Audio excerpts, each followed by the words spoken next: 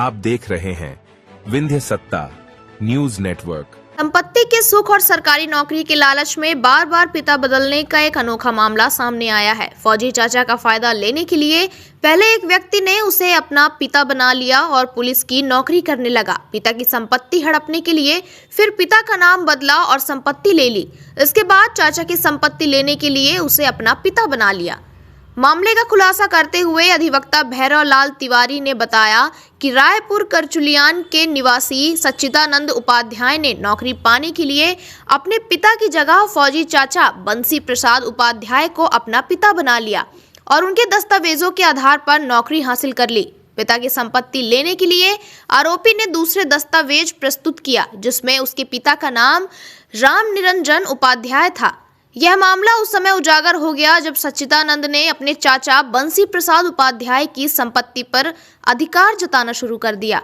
आरोप है कि फर्जी दस्तावेज के जरिए सच्चिदानंद सब इंस्पेक्टर बन गया और नौकरी पूरी करने के बाद रिटायर भी हो गया। परिजनों ने उस समय आपत्ति शुरू कर दी जब आरोपी ने दो संपत्तियों पर अपना अधिकार बताया। अधिवक्ता भैरव लाल तिवारी ने बताया कि एक व्यक्ति के दो समग्र आईडी बनी हुई है। इसी तरह से दो तरह के दस्तावेज तैयार करके फर्जीवाड़ा किया जा रहा है। इंस्पेक्टर बन गए तो ये क्या मामला पूरा, ये क्या ऐसा है कि ये पूर्वा गांव और पड़रिया थाना रायपुर तहसील रायपुर करचुलियान का मामला है। सच्चिदानंद उपाध्याय तनय बंसी प्रसाद उपाध्याय बन करके सच्चिदानंद उपाध्याय ने विद्यार्थी जीवन से ही लेकर के अपने सगे चाचा बंसी प्रसाद उपाध्याय जो फौज में किसी अच्छे पद में थे, उनसे छूट पाने के लिए पूरे जीवन विद्यार्थी जीवन नौकरी जीवन में छूट पाते हुए सच्चिदानंद उपाध्याय ने बंसी प्रसाद उपाध्याय का पुत्र बन करके शासन की आंखों में धूल झोंक करके काफ़ी फायदा प्राप्त किया।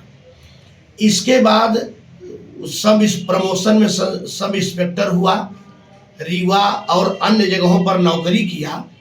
नौकरी से रिटायर होने के बाद सच्चिदानंद उपाध्याय ने अपने पिता की मृत्यु के बाद वास्तविक पिता का पुत्र बन गया। उसके पिता का नाम था, ये क्या कहते हैं, राम निरंजन उपाध्याय। राम निरंजन उपाध्याय का पुत्र बन के राम निरंजन की मृत्यु के बाद वारिसाना नामांतरण के रूप में उनके पूरी संपत्तियों में हिस्सा प्राप्त किया। इसके बाद पिता की संपत्ति में हिस्सा प्राप्त करने के बाद अपने चाचा, जिनको वो अपना पिता बनाया था शासकीय रिकॉर्डों में, उनके भी संपत्ति को हड़पने के लिए उनके लड़कों के ऊपर आक्रामक हमला करता रहा।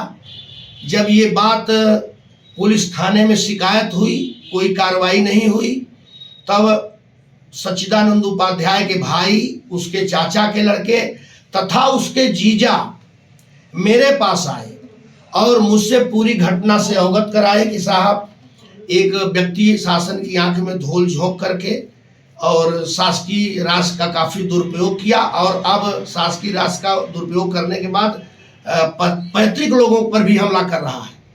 तो मेरे द्वारा प्रकरण का पूरा अध्ययन किया गया।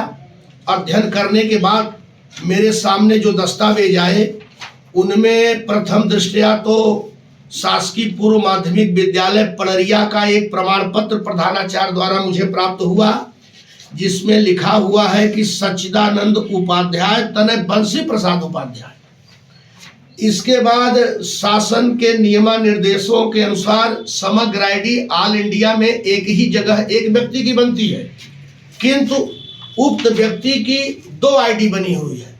एक वो पड़रिया से बनवाया हुआ है और एक जो है रामपुर से बनवाया हुआ है। और ये जो राशन कार्ड है शासन द्वारा जारी किया जाता है, इसमें भी उसने सच्चिदानंद तनय बंसी प्रसाद का नाम उल्लेख कराया है। और भाइयों की संपत्ति को हथियाने के लिए तथा अपने जीजा की संपत्ति को हथियाने के लिए माननीय व्यवहार न्यायाधीश पंचम के यहाँ उसने एक सिविल सूट दायर किया और उस सिविल सूट में शपथ पत्र में बता रहा है कि मैं सच्चिदानंद उपाध्याय तनय राम निरंजन उपाध्याय का पुत्र हूं और एक सिविल सूट मुकदमा उसने दायर किया। पिता की मृत्यु के बाद जो पैतृक संपत्ति थी वो भी उसके नाम आई। जब मैंने उसके सर्टिफाइड खसरे को निकलवाया तो उसमें भी पता चला कि ये तो राम निरंजन का लड़का है। जब पूरी बात मेरे समक्ष स्पष्ट हो गई कि यह राम निरंजन उपाध्याय का लड़का है और शासकीय दस्तावेजों में तथा शासकीय नौकरियों में अपने चाचा बंसी प्रसाद उपाध्याय जो फौज में थे उनसे वेटेज पाने के लिए दुरुपयोग किया है, तो मेरे द्वारा थाना प्रभारी विश्वविद्यालय के यहाँ इस आशय का एक आवेदन दिया गया कि एक फर्जी व्यक्ति शासन की आंखों में धूल झोंक करके शासन की काफी लंबी राशि आहरित किया, क्यों न इसके विरुद्ध आप प्रकरण पंजीबद्ध करें। किंतु थाना विश्वविद्यालय द्वारा कोई कार्रवाई नहीं की गई। तब मेरे द्वारा पुलिस अधीक्षक महोदय के यहाँ एक आवेदन दिया गया और पूरे तथ्यों से अवगत कराया गया।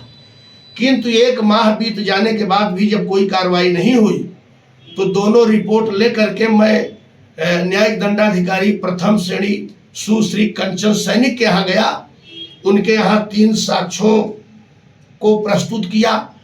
तीनों साक्ष्यों ने बताया कि साहब ये फर्जी आदमी है, ये बंसी का लड़का नहीं है, ये राम निरंजन का लड़का है। पूरे दस्तावेज भी प्रमाणित हुए।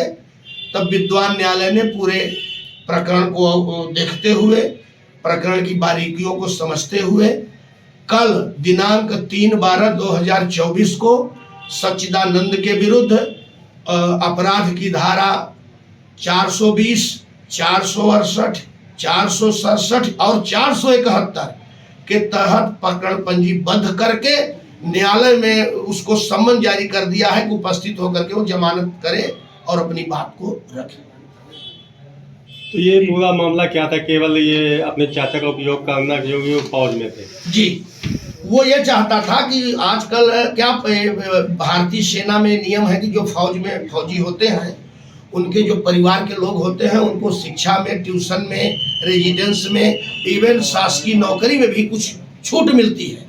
तो उनके संपत्ति में भी हिस्सा लिए? हाँ, संपत्ति लेने का प्रयास किया, तभी तो हम यहाँ मुकदमा दायर कर दिया। तो संपत्ति तो पिता में मिल गई पर चाचा में नहीं मिली है।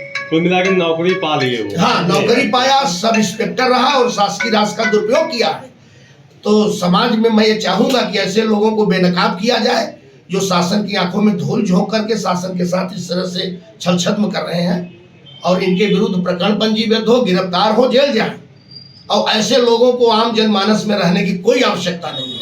इनका अंतिम